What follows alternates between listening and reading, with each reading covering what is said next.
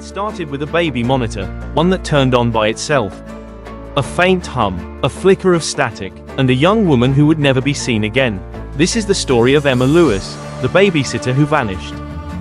On a quiet suburban night, the Lewis family home glowed softly under the porch light. Inside, laughter echoed, toys scattered across the floor, and the kind college girl named Emma Lewis watched over two sleeping children. At exactly 9:42 p.m., she sent a text and smiled. That was the last message she ever sent. Minutes later, silence. The TV still flickered.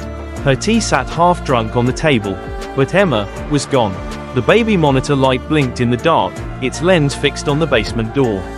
Then, a shadow moved. A flicker, and static. When police arrived, there was no sign of forced entry. Her phone, purse, even her shoes, still there. But one thing was missing, the small blue notebook she always carried.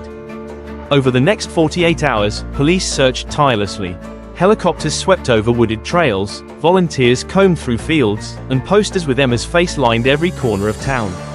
Then, a boy from across the street told officers what he saw that night. A man, standing motionless under a street lamp, watching the house. A black hoodie, a mask, and in his hand, a blue spiral notebook. Inside the notebook were 13 names, all written in the same hand.